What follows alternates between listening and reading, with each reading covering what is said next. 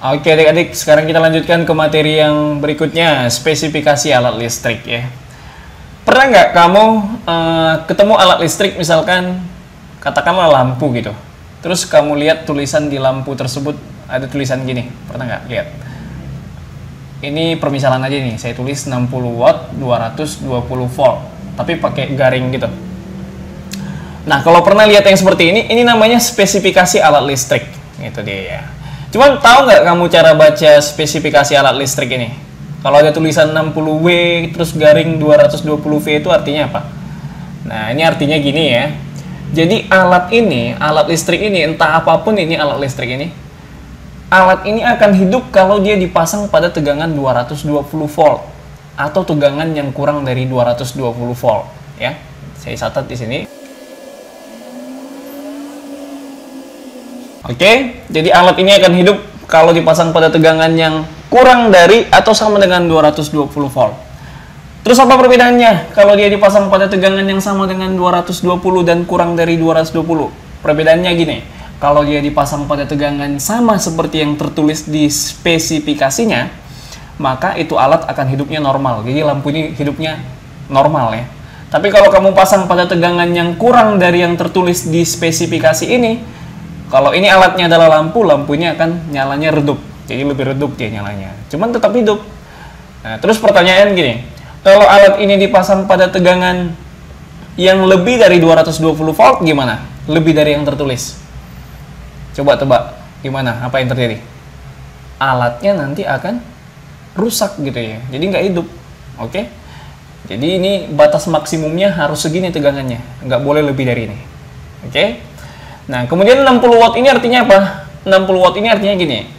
Kalau alat itu dipasang pada tegangan 220 volt,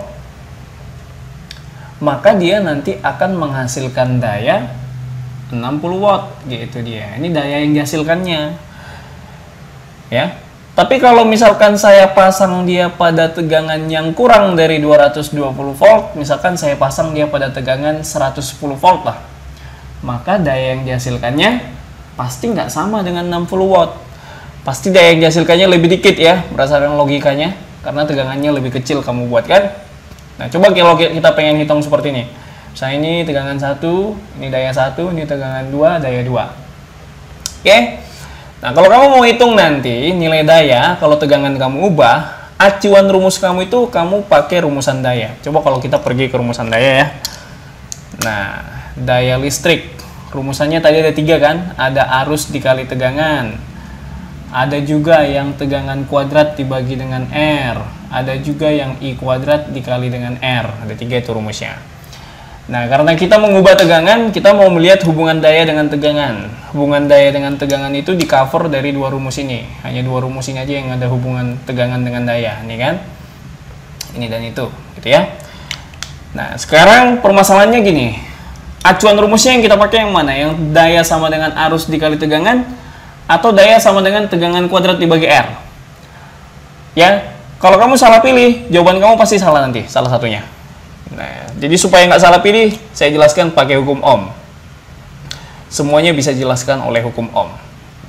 Hukum Ohm, tegangan sama dengan arus dikali hambatan. Sekarang gini.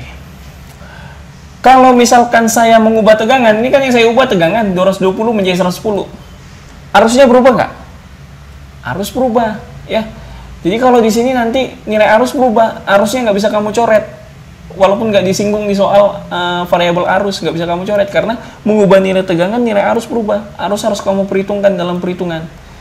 Jadi ini rumusnya nggak bisa kamu pakai jadi acuan nanti.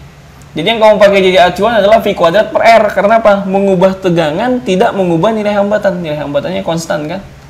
Ya, jadi kalau kita mau ngerjain rumus ini, pakai rumusan daya sama dengan V kuadrat per R. Sehingga apa? Kalau R-nya konstan, R-nya bisa kamu coret. Tidak kamu perhitungkan di dalam perbandingannya. Jadi untuk membandingkannya nanti, daya 1 banding daya 2, karena tegangannya berbanding lurus dengan daya, berarti kamu bisa tulis nanti di sini V1 banding V2. Ini berbanding lurus kan? Jangan lupa tegangannya ada operasi kuadrat, itu harus kamu perhitungkan dalam perbandingannya. Daya satunya 60 watt, daya 2-nya yang kita cari. Tegangan satunya 220, tegangan 2-nya 110, ada kuadrat. 220 bagi 110, ini sisanya 2 kan? 2 dikuadratin, itu 4 ya, berarti dayanya 60 dibagi 4, 15 watt, gitu dia. Jadi supaya, bukan supaya, kalau tegangannya dipasang di 110 volt, berarti dayanya 15 watt. Gitu. Karena kalau kamu pakai rumusnya yang daya sama dengan I dikali V, itu bisa jadi bermasalah loh. Coba lihat di sini, I dikali V. Misalkan kamu nggak ngerti hukum Ohm lah, kamu coret I-nya, kamu anggap I-nya sama. Berarti daya 1 banding daya 2 sama dengan P dengan V, berbanding lurus juga kan? Tegangan 1 banding tegangan 2 kamu buat, tapi di sini tegangannya nggak ada operasi kuadrat. Jadi daya satunya kamu masukin di situ, nilainya 60. Nih, sini aja ya. 60, daya 2-nya yang dicari. Tegangan satunya 220, tegangan 2-nya 110. Coret-coret sisa 2, berarti daya 2-nya jadi 30 watt. Beda kan? Ini 30, ini 15. Jadi yang benar itu 15, bukan 30 ya. Jadi acuan rumusnya harus kamu pakai yang ini nih. Tegangan kuadrat dibagi dengan R.